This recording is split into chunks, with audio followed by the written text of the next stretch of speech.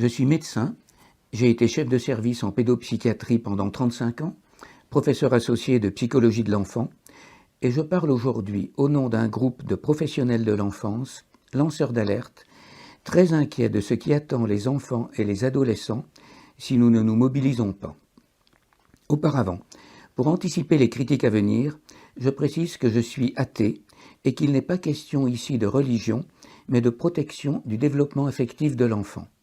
Et j'ajoute qu'entre 1971 et 1973, j'ai pratiqué des avortements bénévolement afin de créer un état de fait avant le débat parlementaire sur la légalisation de l'IVG. Venons-en aux faits.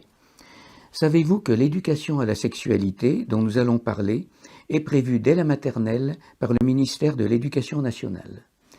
Savez-vous que dans certaines classes de CM1, à 10 ans, on explique aux enfants qu'ils auront des relations sexuelles plus tard et qu'on leur parle de l'utilisation des préservatifs? Savez-vous que sur le site On s'exprime, sous tutelle du ministère de la Santé, destiné aux mineurs à partir de la classe de 5e, donc âgés de 12 ans, on décrit 6 positions de pénétration vaginale, dessins ludiques à l'appui, et comment se pratique la sodomie. On explique pourquoi les acteurs de films pornographiques éjaculent hors du vagin de leur partenaire, et on propose aux mineurs de raconter leurs premières relations sexuelles.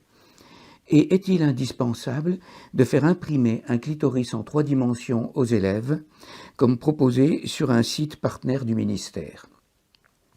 Savez-vous que dans certaines classes, on fait étudier aux adolescents et adolescentes des textes où des scènes de fellation sont longuement détaillées, sans prendre en compte que cela peut occasionner?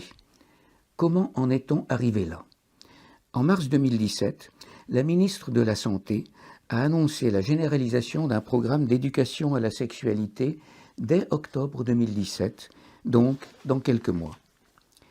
Et qu'y a-t-il sur ce programme? 2 parties. Une première partie porte sur des informations indispensables, telles que la prévention des maladies sexuellement transmissibles et des grossesses précoces, le recours possible à une contraception et à l'IVG sans accord parental.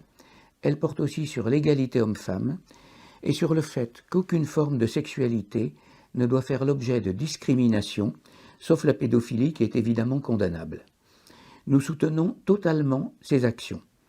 Mais la deuxième partie, elle, met gravement en danger le développement affectif des enfants. Ce programme est imposé par les instances européennes et il est obligatoire. En France, aucun parent ne peut y soustraire son enfant. En référence aux textes internationaux de l'Organisation mondiale de la santé, cette éducation à la sexualité doit commencer entre 0 et 4 ans, et l'on doit expliquer aux enfants de cet âge ce qu'est la masturbation infantile précoce et leur proposer de jouer au docteur. Pour les 6-9 ans, on leur explique ce qu'est l'éjaculation. C'est déjà le cas dans certaines classes. Dans les standards européens de l'éducation à la sexualité, il est précisé qu'il faut donner ces explications à l'enfant avant qu'il soit en âge de poser des questions à ce propos. Vous vous demandez probablement si ce que je dis est vrai. J'ai eu la même réaction d'incrédulité quand mes collègues m'ont transmis ces informations. Et puis, je suis allé vérifier, et je peux vous assurer que tout ceci est exact. C'est ce que les promoteurs de ces programmes appellent « changer de paradigme », c'est-à-dire parler aux enfants dès petits d'une sexualité synonyme de plaisir et d'épanouissement personnel. Il est précisé que ce sera fait avec tact. Or, je peux vous affirmer que ce n'est fréquemment pas le cas et que nous recevons des témoignages d'enfants et d'adolescents qui expriment leur gêne ou leur dégoût face à cet enseignement collectif qu'ils qualifient de très intrusif. Ce programme présente plusieurs risques majeurs. Tout d'abord, il fait intrusion de manière traumatique dans le rythme de croissance affective des enfants. Par traumatique, je veux dire qu'un certain nombre d'entre eux vont mal après cet enseignement. Pourquoi ne pas attendre que les enfants posent des questions sur la sexualité au moment où ils en ressentent le besoin? Pourquoi ne pas laisser la sexualité dans le domaine de l'intime, car c'est le domaine de l'intimité par excellence? Les enfants n'auraient-ils pas de pudeur? Pourquoi des adultes éprouvent-ils le besoin de prendre une place de séducteur-initiateur? Et il est évident qu'en introduisant précocement des informations techniques, on risque de séparer la sexualité de la vie affective. Donc on fiche la paix aux enfants. Mais il y a plus encore.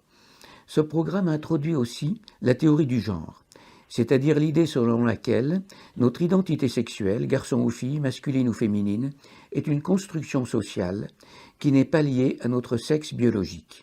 Donc, comme notre identité sexuelle serait liée à notre manière d'élever les enfants, les filles jouent à la poupée et les garçons au cow-boy, il faudrait sortir de ces modèles, les déconstruire, avec comme objectif, je cite, qu'un enfant intègre la liberté de choix de ses modèles sexuels, et ceci à la période même où il s'identifie à ses modèles familiaux, à son père ou à sa mère. Il s'agit donc d'une attaque des processus de filiation. L'enfant pourrait en quelque sorte choisir à quel sexe il souhaite appartenir. Cette théorie très contestée n'a aucun fondement scientifique. Cette idéologie, qui prône une égalité non pas entre tous dans l'accès aux droits fondamentaux, mais de tous, voudrait la négation de la différence des identités masculines et féminines. Ce projet, qui consiste à couper l'enfant de l'éducation familiale, pour lui proposer une éducation, disons même un formatage, fait par l'État, est la marque des fonctionnements totalitaires. Rappelez-vous l'histoire avec un grand H. Mais il y a encore plus. Dans les textes internationaux qui nous sont imposés, il n'est jamais indiqué l'âge au-dessous duquel il y aurait un interdit d'avoir des relations sexuelles avec un mineur. Le terme flou qui revient en permanence est que l'activité sexuelle dépend des capacités évolutives de l'enfant. On peut donc glisser rapidement vers l'idée que selon ses capacités, l'enfant peut être consentant, ce qui revient à dire qu'un enfant séduit par un adulte sans violence physique, comme c'est le cas dans beaucoup d'abus sexuels, serait obligatoirement consentant. Et on comprend alors l'intérêt d'éveiller l'enfant à la sexualité le plus tôt possible, comme le propose l'éducation à la sexualité. C'est la voie ouverte à la pédophilie. Comment une petite minorité d'individus est-elle arrivée à imposer un tel programme à la majorité de la population? Quels sont les lobbies sous-jacents? Pourquoi les principales associations de parents d'élèves ont-elles laissé s'installer cet état de fait? Faut-il créer une nouvelle association de parents plus soucieuse de protéger le devenir affectif des enfants? Tel qu'il est imposé actuellement, le programme d'éducation à la sexualité constitue une véritable immixtion dans la vie privée, une intrusion dans l'éducation familiale dont il faut rappeler qu'elle est d'un...